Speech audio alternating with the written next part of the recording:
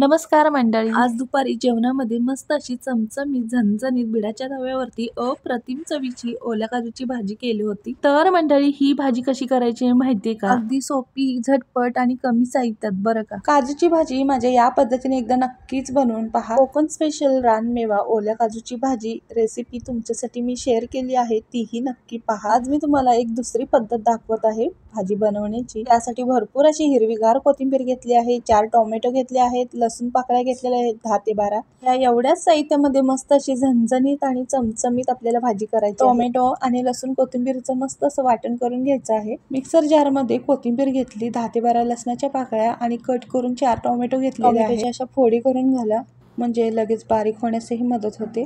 पाणी अजिबात यामध्ये घालायचं नाही बारीक होण्यासाठी, आणि टोमॅटो असल्यामुळे पाण्याची काही गरजच भासणार नाही. एक मोठा चमचा जिरं घेतलेला आहे. जिरं मात्र आवर्जून घाला, जिऱ्याने खूप छान चव येते.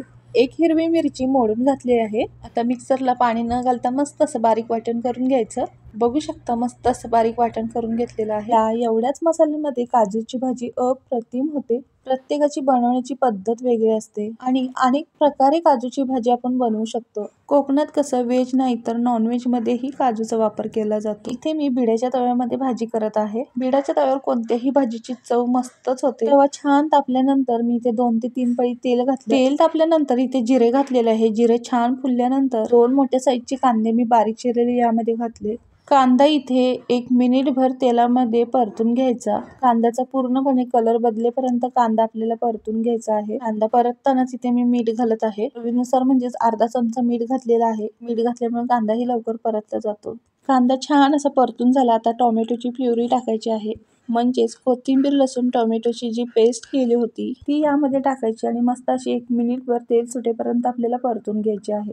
लसणाचा कच्चा वास जाईपर्यंत, टोमॅटोला छान तेल सुटेपर्यंत 1 मिनिटभर छान असं परतून घ्यायचं आहे.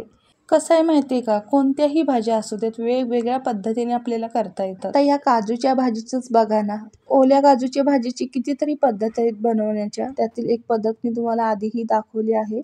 आता ही दुसरी पद्धत माझी एकदा नक्की ट्राय करून पहा. अगदी कोणत्याही भाज्या असू देत, काय घातल्याने किंवा किती घातल्याने त्या भाजीची चव वाढू शकते, किंवा एक भाजी अनेक प्रकारे कशी करायची. अगदी न खाणाऱ्याही त्या आवडीने भाज्या रोज रोज खातील, किंवा रोज रोज त्याच भाज्या खाऊन कंटाळा आला असेल तर त्याच भाज्या वेगवेगळ्या चवीने कशा बनवायच्या किंवा वेगवेगळ्या पद्धतीने कशा भाज्या बनवायच्या त्याच्यावरही व्हिडिओ मी करणार आहे. जर तुम्हाला या संदर्भात माहिती किंवा व्हिडिओ बघायला आवडत असेल तर नक्की कमेंट करून सांगा. जर तुमच्या भरपूर लोकांच्या या संदर्भात कमेंट आल्या तर मी नक्कीच व्हिडिओ लवकरात लवकर टाकण्याचा प्रयत्न कर. मसाल्याला छान तेल सुटल्यानंतर इथे अर्धा चमचा हळद, 2 मोठे चमचे कांदा लसूण मसाला, 1 चमचा किचन किंग मसाला यामध्ये टाकले आणि 1 मिनिटभर परतून घेतले. बारीक चिरलेली थोडीशी कोथिंबीर टाकली. इथे 2 चमचे मी कांदा लसूण मसाला टाकला आहे. तुम्ही तुमच्या घरचा वापरण्यातला कोणताही मसाला इथे टाकू शकता आणि तुम्हाला तिखट कमी जास्त कसं आवडतं त्या प्रमाणात तुम्ही इथे टाकू शकता. कोथिंबीर टाकल्यानंतर 1 मिनिटभर परतून घेतलं आणि ओला काजू गरा मी टाकलेला आहे. इथे काजू टाकल्यानंतर 1 मिनिटभर परत मी परतून घेणार आहे. मिक्सरच्या भांड्याला थोडाफार मसाला लागला होता, त्यातच थोडंसं पाणी घातलं, थोडंसं म्हणजे 1 वाटीभर.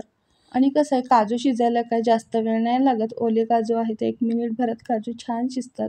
अशी चमचमीत आणि झणझणीत भाजी तुम्ही टिफिनलाही करून देऊ शकता. आणि कसं आहे, सकाळच्या घाई गडबडीत मस्त असं चमचमीत झणझणीत काय करायचं असेल तर या पद्धतीने भाजी तुम्ही बनवू शकता. या पद्धतीने भाजी बनवला तर नॉनव्हेजलाही फिक्की पडेल. नाही ना पटणार, एकदा नक्की या पद्धतीने करून पहा आणि मग मला कमेंट करून सांगा भाजी कशी झाली ती. बघू शकता भाजी दिसायलाच एवढी सुरेख दिसते, तर ती खाण्यासाठी कशी लागत असेल. आणि घरात कार्यक्रम असला किंवा पाहुणे आल्यावर या पद्धतीने भाजी केला तर कधी पाहुणे येतील तेव्हा ह्याच पद्धतीने भाजी करायलाही लावतील. आणि काय जास्त झंझट न करता अगदी झटपट होते. घरच्या घरी घरच्या साहित्यात घरची चव आहे या भाजीला. आणि कोकणवासियांना ही भाजी खूप स्पेशल आहे, कारण ओल्या काजूची भाजी सगळ्यांचा जीव की प्राण आहे. एवढी चवीलाही खूप छान आहे. तर मंडळी, बघताय का, एकदा नक्की करा आणि खा. थोडीशी कस्तुरी मेथी घातलेली आहे. कस्तुरी मेथीमुळे या भाजीला खूप छान चव आणि फ्लेवर येतो. अक्षय तृतीया आणि अक्षय तृतीयेनिमित्त आम्ही दुपारच्या जेवणामध्ये केलेल्या थाळीमधील ही काजूची भाजी, कोकण स्पेशल कोकण मेवा ओल्या काजूची भाजी मस्त अशी झणझणीत चमचमीत तयार आहे. ही भाजी तुम्ही गरमागरम पुरी सोबत, चपाती सोबत, भाकरी सोबत, भातासोबत कशासोबतही खाऊ शकता. एकच नंबर लागते. एकदा बनवा आणि नक्की कमेंट करून सांगा भाजी कशी झाली ती.